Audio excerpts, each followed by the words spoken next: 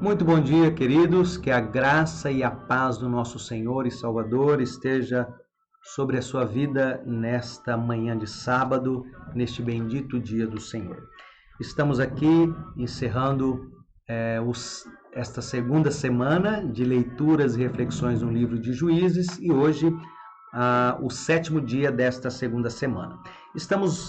A nossa leitura de hoje está em Juízes, capítulo de número 7, do versículo 9 até o versículo de número 25. Acompanhe comigo esta leitura. Juízes 7, do versículo 9 até o 25. Sucedeu que naquela mesma noite o Senhor lhe disse: Levanta-te e desce contra o arraial, porque o entreguei nas tuas mãos. Se ainda temes atacar, desce tu com o teu moço pura ao arraial, e ouvirás o que dizem. Depois, fortalecidas as tuas mãos, descerás contra o arraial. Então desceu ele com seu moço pura até a vanguarda do arraial. Os midianitas, os amalequitas e todos os povos do Oriente cobriam o vale como gafanhotos em multidão, e eram os seus camelos em multidão inumerável, como a areia que há na praia do mar. Chegando, pois, Gideão, eis que certo homem estava contando um sonho ao seu companheiro e disse: Tive um sonho.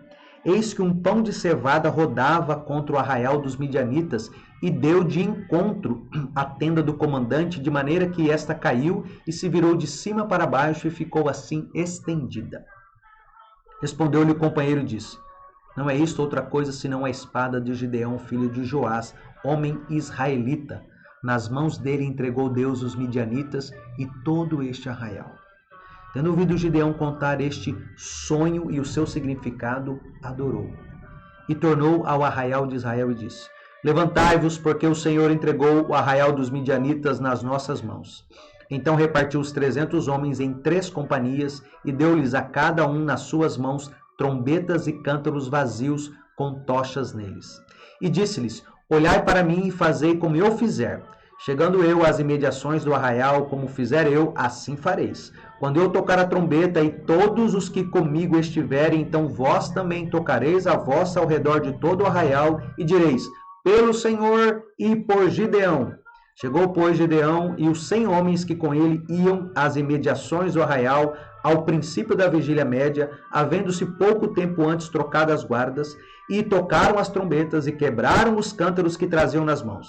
Assim, tocaram as 3 companhias as trombetas e despedaçaram os cântaros, e seguravam na mão esquerda as tochas e na mão direita as trombetas que tocavam. E exclamaram: Espada pelo Senhor e por Gideão. E permaneceu cada um no seu lugar ao redor do arraial, que todo deitou a correr e a gritar e a fugir. Ao soar das 300 trombetas, o Senhor tornou a espada de um contra o outro, e isto em todo o arraial, que fugiu rumo de Zererá até Bet-Sitá, até o limite de Abel-Meolá, acima de Tabate.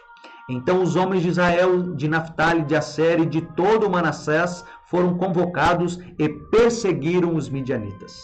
Gideão enviou mensageiros a todas as montanhas de Efraim, dizendo: Descei de encontro aos midianitas e impedi-lhes a passagem pelas águas do Jordão até Bet-Bara.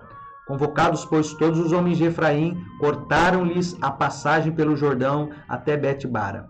E prenderam a 2 príncipes dos midianitas, Oreb e Zeeb. Mataram Oreb na penha de Oreb e Zeeb mataram no lagar de Zeeb. Perseguiram aos midianitas e trouxeram as cabeças de Oreb e de Zeeb a Gideão, da além do Jordão.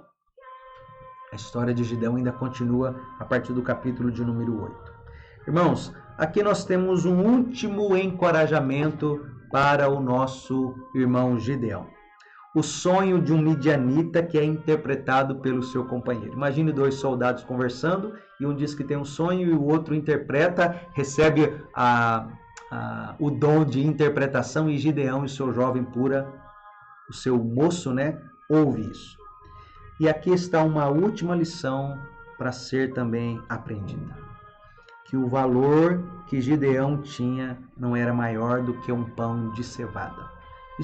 Esse pão de cevada, versículo de número 13, eis que tive um sonho, eis que um pão de cevada rodava contra o arraial, e ele vai dizer aí, o rapaz que interpreta diz no versículo 14, Não é isto outra coisa senão a espada de Gideão, filho de Joás.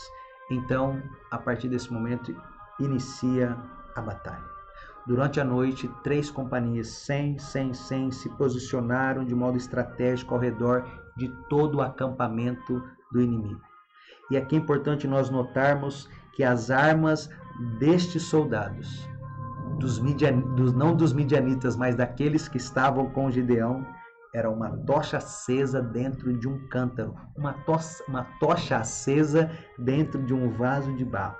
E na outra mão, o vaso de barro com uma tocha, e na outra mão, uma trombeta, algo semelhante que ocorreu em Jericó. Versículo de número 16, então repartiu os 300 homens em 3 companhias e deu-lhes cada um nas suas mãos trombetas e cântaros vazios com tochas neles.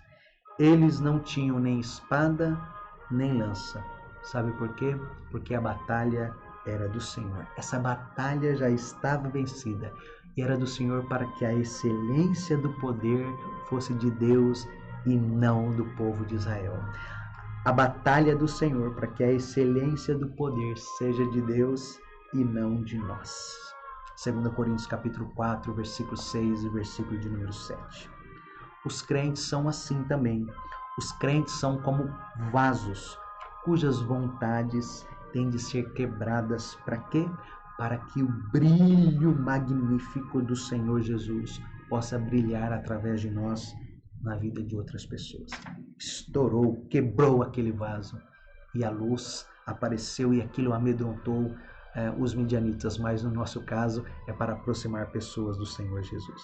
Então, quando o estrondoso toque das trombetas ecoou no meio daquela noite e as luzes brilharam naquela montanha, todo o acampamento inimigo acordou com um medo terrível. Imagina aquela escuridão e aqueles 300, 100 de um ponto, de um meio, de lá, aqueles 300 homens pareciam 300.000 homens. E em pânico, os midianitas e todos os que estavam com ele começaram a matar uns aos outros e a fugirem disparado. Mas, na verdade, foi Deus quem fez com que a espada de um virasse contra o outro. Então a perseguição se inicia e outros israelitas se uniram àqueles 300 homens de Israel. Aí veio Manassés, todos aqueles que haviam sido dispensados, agora vieram juntos e até o povo de Efraim também pôde ajudar nessa guerra. E no final do versículo do capítulo de número 7, nós vemos que mais adiante no Salmo 83, essa história ela foi registrada como um evento glorioso no meio do povo de Israel. A rocha de Horebe e o lagar de Zeeb era para lembrar às futuras gerações que o livramento vem do Senhor. Lembremos hoje também, queridos, que o livramento, e vamos trazer de um modo mais especial, que a salvação só pode vir do Senhor, para que a excelência do poder seja de Deus e não de nós. Que sejamos, para a glória do Senhor, vasos de honra e que ao mesmo tempo possamos ser quebrados, para que através das nossas vidas uma luz possa brilhar e pessoas possam não saírem disparada, mas que possam se aproximar do Salvador através das nossas vidas. Deus eterno, Deus Todo-Poderoso, obrigado pelo término de mais uma semana. Toda a glória, toda a honra seja dada a Ti. Obrigado pelo que o Senhor nos ensinou aqui através das leituras e reflexões. Até aqui, muito obrigado, Senhor. Obrigado, ó Pai, pelo encorajamento que o Senhor nos dá. Obrigado pela força que o Senhor nos dá. Obrigado pelos ensinos que o Senhor nos trouxe através destas leituras. Toda a glória, toda a honra e todo o louvor sejam dados a Ti, ó Pai. Meu Deus, permita-nos neste dia obedecer ao Senhor. Permita-nos neste dia nos lembrarmos e passarmos para as próximas gerações que o livramento, que a proteção, que a salvação só pode vir do Senhor. Pai, obrigado por mais este bendito dia, em nome de Jesus. Amém. Amém, meu querido. Que Deus te abençoe, em nome de Jesus.